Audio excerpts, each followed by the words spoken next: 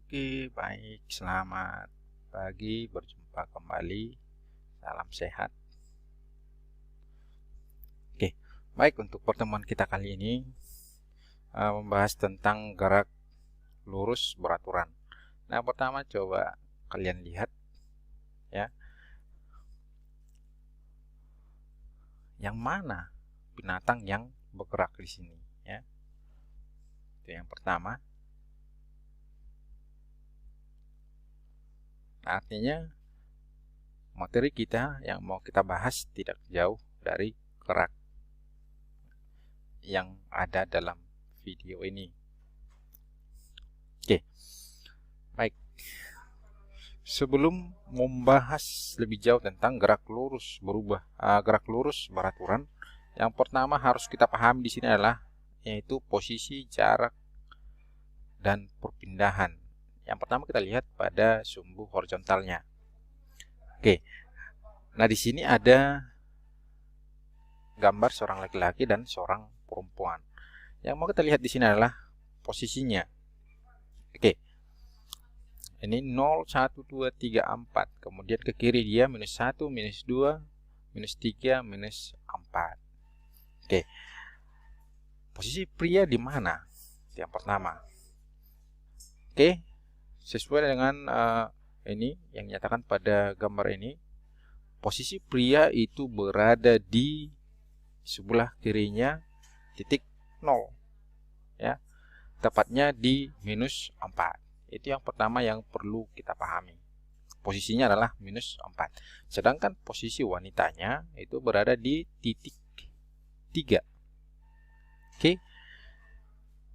Nah, tanda positif menyatakan posisi sebelah kanan titik asal. Titik asal itu adalah titik 0-nya, titik acuannya. Oke, kemudian tanda negatif menyatakan posisi di sebelah kiri titik asalnya. Nah, bila pria berpindah dari X minus 4 meter ke X minus 1, X minus 4 ke posisi X minus 1, berarti arah perpindahannya ke sebelah mana? Sebelah kanan. Oke, yang pertama. Jadi untuk menentukan besar perpindahannya adalah posisi akhir ya, posisi akhir dikurang posisi awal. Posisi akhir dikurang posisi awal, minus 1 dikurang minus 4. Minus 1 dikurang minus 4. Nah, di sini ketemu minus minus, jadi positif. Maka perpindahannya adalah sebesar 3 meter, begitu. Oke. Kemudian yang kedua, bila wanita berpindah dari X sama dengan 3 meter ke X 0 meter. Dari X ini ke 0, maka besar perpindahannya adalah posisi akhir dikurang posisi awal.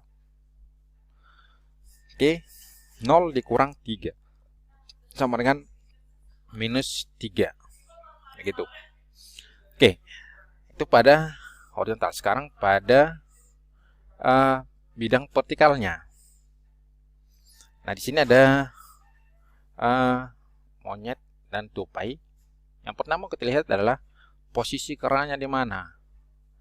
Ini titik 0 ke sebelah atasnya.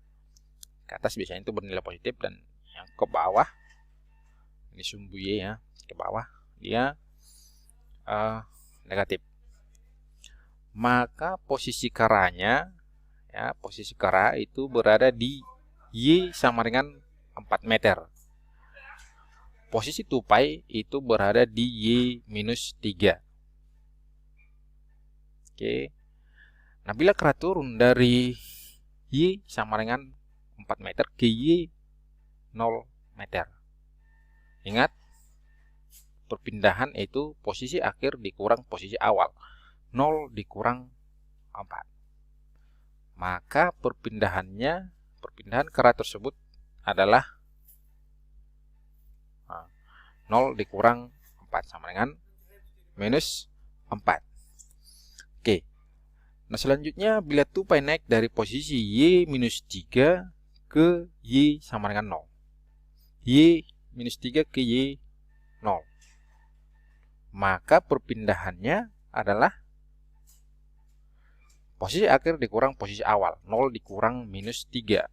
Maka perpindahannya adalah sebesar 3 meter. Oke. Itu. Nah, yang perlu kita ingat di sini, perpindahan merupakan besaran vektor, ya. Perpindahan itu merupakan besaran vektor, tanda positif atau negatif menunjukkan arah perpindahannya. Ingat ya, perpindahan, kemudian posisi, kemudian perpindahan, posisi itu merupakan besaran vektor, memiliki nilai dan arah. Nah, selanjutnya jarak itu merupakan besaran skalar, tidak memiliki arah, hanya memiliki nilai. Jadi tanda positif menyatakan perpindahan ke kanan maupun ke atas kalau dia vertikal, sedangkan tanda negatif menyatakan perpindahan ke kiri. Nah, pada dua peristiwa tersebut keduanya menempuh jarak yang sama, ya. Oke, itu untuk posisi, jarak, dan perpindahan. Sedangkan jarak, kalau misalnya jarak ya, jarak dari 0 ke 3, jarak itu tidak memiliki arah, hanya memiliki nilai. Nah, kalau misalnya ini seperti kereta tadi berpindah dari 4 ke 0, posisi 4 ke posisi 0 pada sumbu Y, maka jaraknya adalah jarak yang ditempuhnya adalah sebesar 4, sedangkan perpindahannya minus 4. Itu bedanya. Oke, baik. Nah, kalau misalnya ini seekor kucing posisi mula-mula berada di titik ini, ya. Kemudian dia berpindah ke ini, posisi ini, lihat kursor saya. Kemudian posisi akhirnya di titik ini.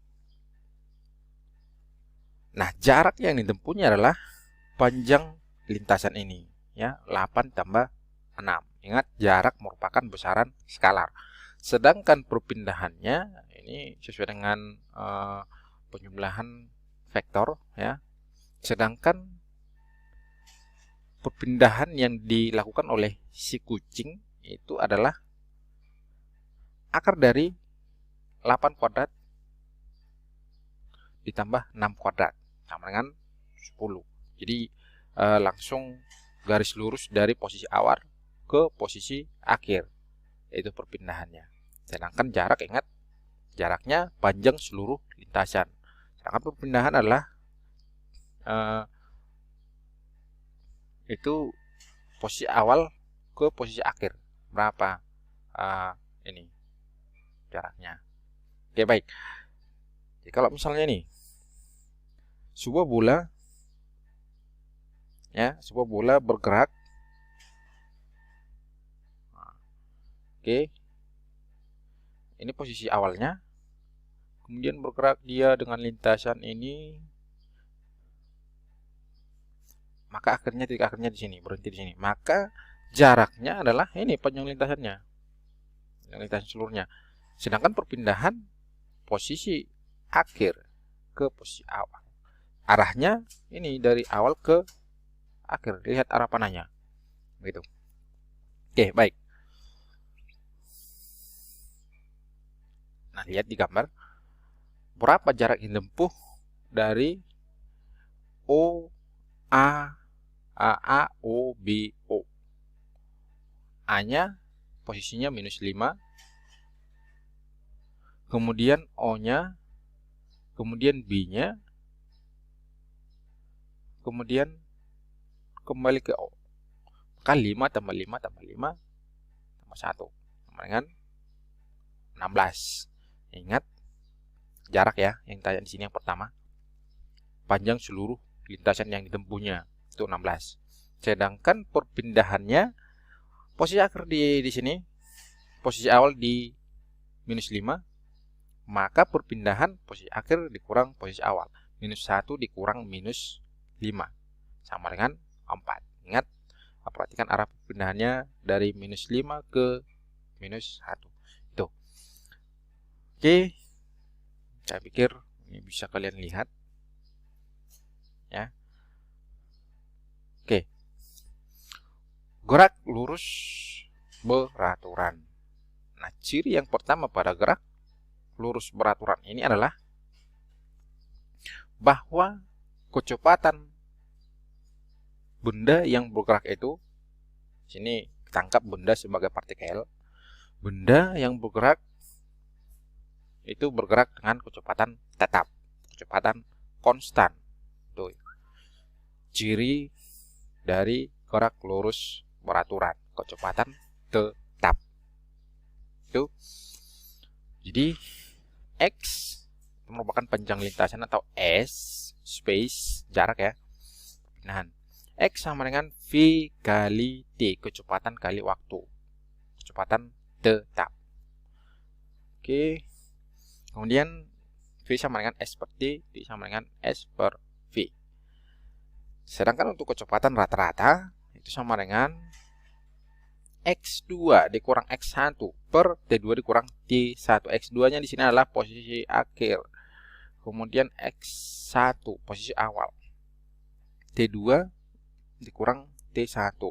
T2-nya adalah waktu akhir, ini waktu mula-mula. Maka kecepatan rata-rata sama dengan delta X per delta T. Nah, grafik dari kecepatan terhadap waktu di sini, di mana kecepatannya tetap ya. Kecepatan tetap, ini ditunjukkan oleh garis putus-putus ini, pada waktu T sekon. Maka jarak yang ditempuhnya itu adalah luas dari ini. Luas dari daerah di bawah kurva ini maksudnya. Oke. Mana X sama dengan V kali T. Ini persegi panjang. Untuk mencari luasnya panjang kali lebar, begitu. Oke, kemudian grafik satu lagi, grafik jarak terhadap waktu. Ini tadi V terhadap waktu. Kemudian yang kedua S, jarak atau perpindahan terhadap waktu. Jadi kecepatannya,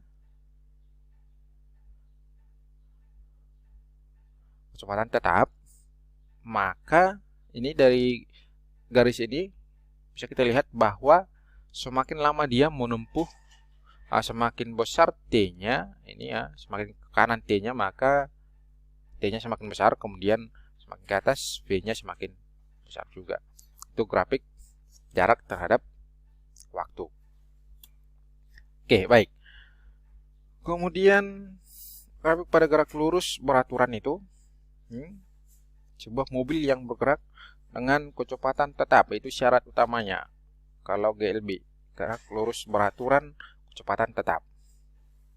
Ya, ini dia titik untuk kecepatannya. Maka dari situ bisa kita buat grafiknya. Grafik jarak terhadap waktu. Sini jaraknya 200 meter dan T-nya 15 sekon. Ini grafik kecepatan terhadap waktu ya. Kecepatannya tetap. Kemudian percepatannya tidak ada. Nah, ini kelanjutan dari gerak lurus beraturan itu. Kita mau lihat contoh soalnya ya.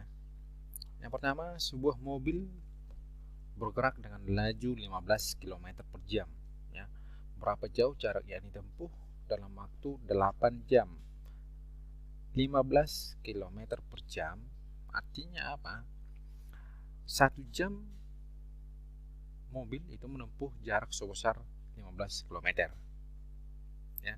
Dalam 1 jam menempuh jarak 15 km, atau dalam sepanjang 15 km itu ditempuh dalam waktu 1 jam ya. Nah, yang menjadi pertanyaan di sini, jika mobilnya bergerak dalam waktu 8 jam, berapa jarak yang ditempuh? Berarti tinggal kalikan 8 dikali 15 ya. 8 dikali 15 sama dengan 120 km. Jadi jarak yang ditempuh dalam waktu 8 jam adalah S-nya sama dengan 120 km dengan kecepatan tetap 15 km per jam. Itu. Kemudian contoh yang kedua, Alpin dan Cindy terpisah pada jarak 42 meter ya. Alpin dan Cindy terpisah pada jarak 42 meter karena sudah rindu. Mereka saling berlari menghampiri satu sama lain. Alpin berlari dengan laju 4 meter per sekon, sedangkan Cindy berlari dengan laju 2 meter per sekon. Setelah beberapa detik mereka bertemu di mana ya. Nah, ini masih penerapan dari gerak lurus beraturan. Nah, si Alpin di sini berlari dengan kecepatan tetap sebesar 4 meter per sekon. Kemudian Cindy juga berlari dengan kecepatan 2 meter per sekon. Oke, jarak mula-mula mereka berdua bisa kita lihat di layar. Jarak mereka berdua sebelum berlari itu adalah 42 meter. Nah, si Alpin bergerak menghampiri ke arah Cindy dengan kecepatan 4 meter per sekon ya. Jadi mereka saling bertemu. Kemudian Cindy berlari juga dengan kecepatan 2 meter per sekon. Oke, kalau misalnya kita jumlah kecepatannya ini 4 meter per sekon ditambah 2 meter per sekon sama dengan 6 meter per sekon. Artinya dalam 1 detik mereka berdua menempuh jarak 6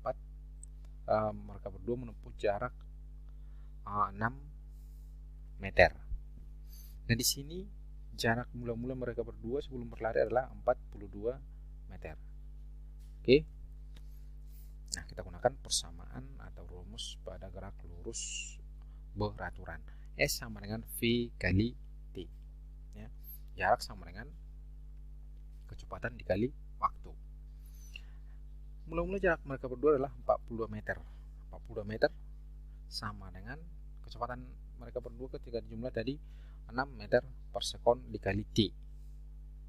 Maka T-nya sama dengan 42 meter dibagi 6 meter per sekon. 42 meter dibagi 6 meter per sekon. Jadi meternya habis.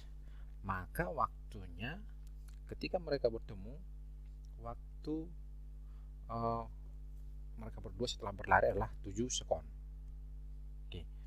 Maka posisi Alpin saat bertemu dengan Cindy ya, Alpin dari sini berlari 4 meter per sekon. Posisinya adalah berada di 28 meter. Oke, kira-kira di sini. Kemudian posisi Cindy saat berlari dari kiri ke kanan ya. Ketika Cindy berlari selama 7 sekon, kecepatannya 2 meter per sekon, maka dia sudah menempuh jarak 14 meter. Kalau ini dijumlah, maka harus 42 meter.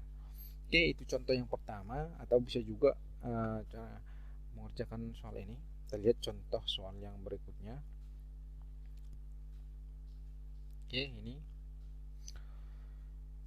Aris dan Putri terpisah pada jarak 20 meter, sama hal seperti soal yang pertama tadi. Karena sudah rindu, mereka saling berlari menghampiri satu sama lain. Aris berlari dengan laju 3 meter per sekon, sedangkan Putri berlari dengan laju 1 meter per sekon. Setelah berapa detik mereka bertemu di mana? Kapan dan di mana mereka bertemu? Itu yang menjadi pertanyaan. Oke, kalau kita buat sama seperti tadi ya, tinggal si Aris 3 meter per sekon, kemudian Putri 1 meter per sekon. Kalau kita jumlah 3 tambah 1 4. Kemudian kita hubungkan S sama dengan V kali T. S nya 20 bagi 4 sama dengan 5 ya. Maka jarak yang ditempuh oleh si Ari 3 kali 5 15. Kemudian yang jarak yang ditempuh oleh si Putri adalah 5 5 kali 1, 5 meter. Nah ini caranya. Cara matematisnya bisa kita tuliskan ini. SA tambah SP, jarak yang ditempuh oleh si Aris ditambah jarak yang ditempuh oleh Putri sama dengan 20 meter. Dimana jarak yang ditempuh si Aris itu VA kali TA ya. Kemudian ditambah SP, jarak yang ditempuh oleh si Putri, VV ditambah TP sama dengan 20 meter. Jadi TA sama dengan TP sama dengan T. Ini secara matematisnya ya. 3 meter per sekon dikali T ditambah 1 meter per sekon kali T sama dengan 20 meter ya. 40 meter per sekon ditambah 20 meter 4 meter per sekon dikali T sama dengan 20 meter.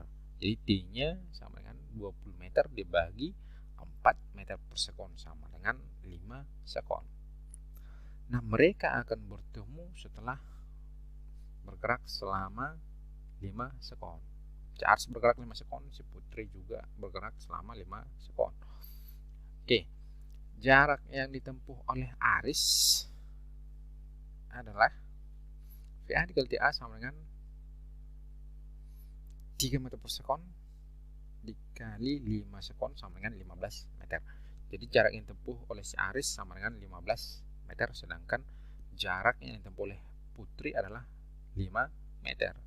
Kalau dijumlahkan harus 20. Oke, itu contoh soalnya.